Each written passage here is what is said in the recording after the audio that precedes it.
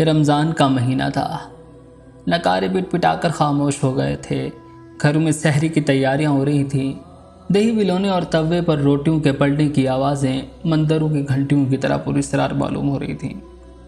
مولا کی ماں بھی چولہا جلائے بیٹھی تھی اور مولا مکان کی چھت پر ایک چارپائی پر لیٹا آسمان کو گھورے جا رہا تھا۔ یکایک کسی گلی میں ایک ہنگامہ مچ گیا۔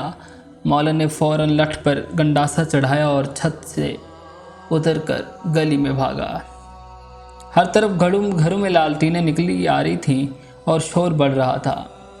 وہاں پہنچ کر مولا کو معلوم ہوا کہ 3 مسافر جو نیزے برچیوں سے لیس تھے بہت سے بیلوں اور گائے بھینسوں کو گلی میں سے ہنکائے لے جا رہے تھے کہ چوکیدار نے انہیں ٹوکا اور جواب میں انہوں نے چوکیدار کو گالی دے کر کہا کہ یہ مال چودھری مظفر الہی کا ہے۔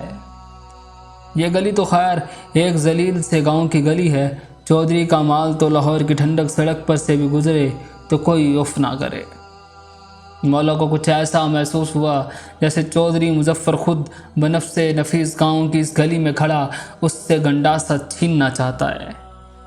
کڑک کر بولا، چوری کا یہ مال میرے گاؤں سے نہیں گزرے گا، چاہے یہ چودھری مظفر کا ہو چاہے لاٹ صاحب کا۔ یہ مال چور چھوڑ کر چپکے سے اپنی راہ لو اور اپنی جان کے دشمن نہ بنو۔ اس نے لٹھ کو جھکا کر گنڈاسے کو لالٹینوں کی روشنی میں چمکایا۔ جاؤ۔